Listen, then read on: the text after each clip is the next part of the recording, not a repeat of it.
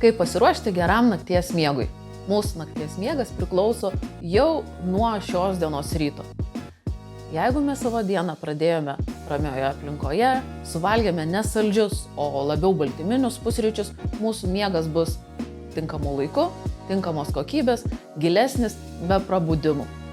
Jeigu mes pasirinksim saldžius pusryčius, mūsų valgymo įpročiai, valgymo poreikiai viso dienos metu bus labiau apie saldainius, apie saldžius gėrimus, apie miltinius produktus.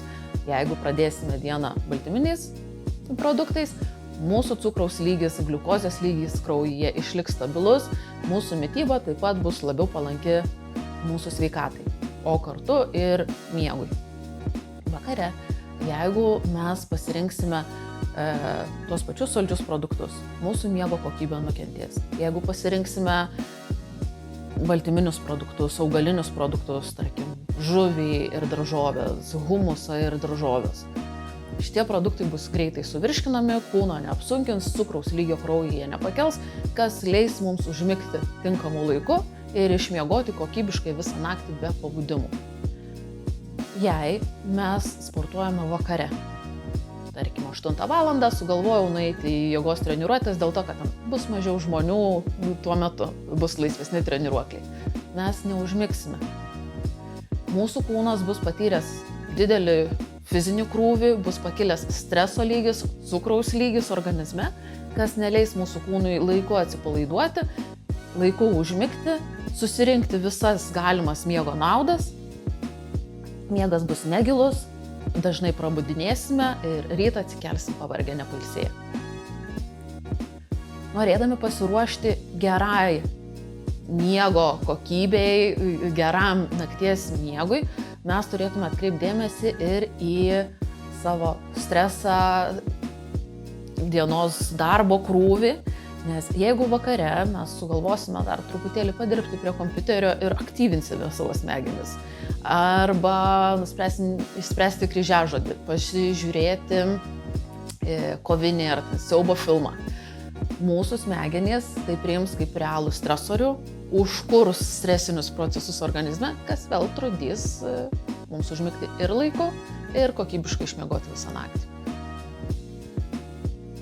Jei mes pasirinksime vakare atpalaiduojančias veiklas, tarkim, lengvą pasivaikščiojimą, neintensyvią jėgos treniruotę, mūsų kūnas supras judesį kaip atpalaiduojantį ženklą, kaip ženklą, kad aplinkoje yra saugu, mes galime nusiraminti, prasidės melatonino gamyba, kas priartins mus prie miego. Melatoninas, miego hormonas, kurį dažnai girdime kaip miegui labai svarbu papildą, jisai gaminasi tik tais tada, kai mūsų organizme nėra pakilęs cukraus lygis ir insulino lygis. Jeigu organizmas gamina gliukozę, turi daug gliukozės ir gamina insuliną tai gliukozei sumažinti, pašalinti, nugabenti į ląstelę, tuo metu melatoninas nesigamina. Tad vakare išgėrę vyno taurę geresniam miegui, suvalgę bandelę su pienu, nes pienas gerina miegą, mes turėsim priešingą efektą. Nes šitie produktai, ar tai būtų alkoholis, ar tai būtų kofeinas, ar tai būtų kažkoksai saldėsis, ar cepelinai, jie visi užkels gliukozės lygį kraujyje. Kol cukrus aukštas kraujyje, tol melatoninas negaminamas. Ir atvirkščiai, jeigu organizmas jau pradėjo gaminti melatoniną ir mes pavalgysim, tie maisto produktai nebus tinkamai suvirškinti, ta gliukozė, kurią gausime iš tų produktų, nebus nunešama į ląsteles, raumenys jų nepanaudos ir mes visą naktį miegosim sukaupę tą maistą skrandyje, kuris nėra virškinamas. Kokios miego valandos yra pačios naudingiausios mūsų kūnui? Aš dažnai sutinku pacientų, kurie eina miegoti 1, 2, 3 valandą nakties ir sako, kad man 4 valandų, 3, 6 valandų miego tikrai užtenka. Tačiau pasikalbėjus plačiau mes matome, kad atmintis yra sutrikusi, dėmesio koncentracija ne tokia, kokia buvo anksčiau, darbų nebeina padaryti taip greitai, operatyviai ir tai kokybiškai, kaip pavykdavo keletą metų prieš tai.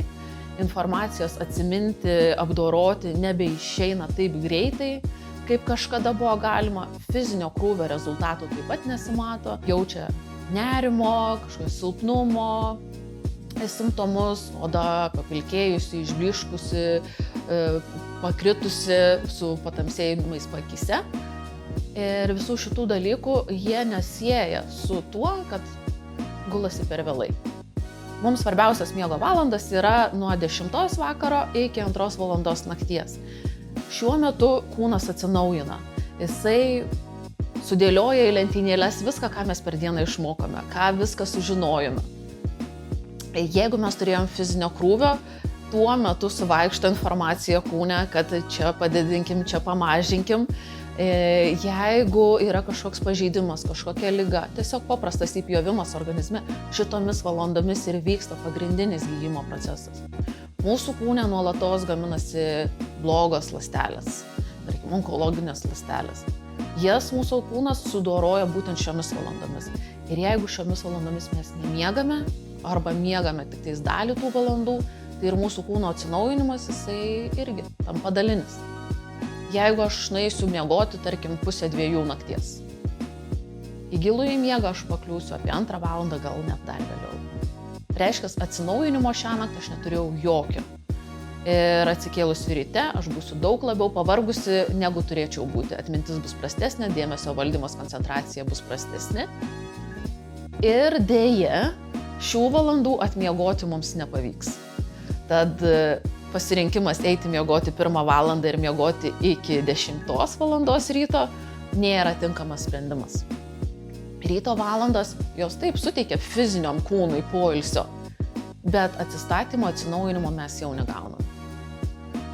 Tad jeigu norime miegoti sveikų laikų, susirinkti visas miego naudas, mes turėtume kreipti dėmesį į miego pradžią, tai yra apie 10 valandą ir tada keltis kiek įmanoma anksčiau, kad kūnas pradėtų gauti tinkamus signalus, tinkamai gamintų reikiamus hormonus, kurie sutvarko mūsų cirkadinį ritmą dienos eigoje. Tai reiškia, kad jeigu mes atsikeliame 6 ryto, pavalgome, pasižiūrime į saulę, pabūname lauke, duodame judesio, tai yra 3 svarbus ryto dirgikliai, signalai kūnui, kad diena prasidėjo, tai yra judesys, saulės šviesa, žiemos metu tai turėtų būti tiesiog ryškios šviesos kambaryje ir mityba. Kai mes duodame tuos 3 signalus, kūnas supranta, kad prasidėjo diena ir pradeda skaičiuoti laiką iki mūsų miego. Tai yra apie 12-14 valandų, kada vėl kūnas pradės gaminti melatoniną. Tai natūraliai ir gaunasi, kad apie 10 valandą mes jau norėsime miegoti. Tai mūsų gero miego startas yra mūsų rytas, geros miego kokybės garantas vakare irgi tinkama miego rutina. Tinkamas laikas, tinkamas miegas, tinkamas judesys, tos atpalaiduojančios veiklos vakare. Kad užmigtum, naudoji televizorių, telefoną, skaitai knygą, atsineši daug papildomų veiklų į savo lovą, nes negaliu užmigti bent be minimalaus triukšmo, kažkokio balto garso, muzikos ausinėse. Tai nėra geras pasirinkimas, norint išsaugoti ir atkurti miego kokybę. Visi ekranai, ar tai būtų kompiuteris, telefonas ar televizorius, knyga, kažkokie net meditaciniai įrašai, jie yra dirgiklis, kuris išveda iš proto mūsų smegenis, jos nebesuvokia, kam yra skirta lova. Mes turime išmokyti savo kūną, priimti, suprasti tą signalą, kad lova yra tik tais miegui. Ir jeigu mes nuolat į lovą atsinešam papildomų veiklų, tarkim, valgau pusryčius lovoje, geriu kavą, žiūriu televizorių, skaitau knygą, mezgu, piešiu ar dar kažką, dirbu su kompiuteriu ar dar kažkokiam veiklom užsiimu, mūsų smegenys nebesupranta, ko mes iš jų tikimės. Ir vakare, kai mes ateiname miegoti, jos galvoja, tai ką mes čia dabar veiksim? Miegosim, valgysim, dirbsim, knygą skaitysim, megsim, meditaciją užsimsim. Ir tas miegas, jisai tampa tik tais viena iš daugelio tokių nereikšmingų veiklų. Mūsų darbas yra perkoduoti smegenis, kad jos suprastų, kad lova yra skirta tik tais miegui. Todėl mums labai svarbu, kad lovoje neliktų jokių papildomų veiklų. Nei telefono, nei televizoriaus, nei 5 minutėm, net 1 minutei, net jeigu tas žaidimas telefone jūs veikia atpalaiduojančiai. Nieko, jokios papildomos veiklos miegamajame turėtų nevykti. Miegamasis turėtų būti ta vieta, kur mes ateiname tik miegoti. Kambarys turėtų būti vėsus, maksimaliai tamsus, kai kuriem miego kokybę sugadina net šviesos jungiklio lemputė. Tai neturėtų būti jokio šviesos šaltinio, jokio garso šaltinio, bet tamsa ir vėsa pagrindiniai dalykai. Ir miegoti mes ateiname tik tais tada, kai atėjo laikas miegoti. Ne pašnekesiui, ne knygai, ne kitai veiklai, bet miegui. Na, išsiskiria intimų santykiai, tai čia jau kita kalba, juos galime palikti, bet kažkokių papildomų veiklų tikrai neturėtų būti. Ryte taisyklės yra tos pačios. Atsibudau, atsikėliau ir išėjau. Telefonę neskrolinu, nepasivolioju su kavos puodeliu, neskaitau knygos savaitgalio atsipalaidavimui, atsikėliau ir išėjau. Taigi, kas svarbiausia, norint užtikrinti, išsaugoti gerą miego kokybę. Miegamasis tik tais miegui ir romantiniams santykiams. Miegamasis turi būti vėsus, tamsus. Veiklos prieš miegą turi būti raminančios, atpalaiduojančios. Miego laikas stabilus. 10 val. Einu gultis ir, tarkim, 6 ar 7, kažkam 5 keliuosi. Maistas atsikėlus baltyminis, prieš miegą lygiai taip pat. Be saldėsių, be alkoholio, be saldžių gėrimų. Dienos metu išgerti kavos puodelį taip pat įtakos turi, tad kavą pabandykime išgerti iki pietų.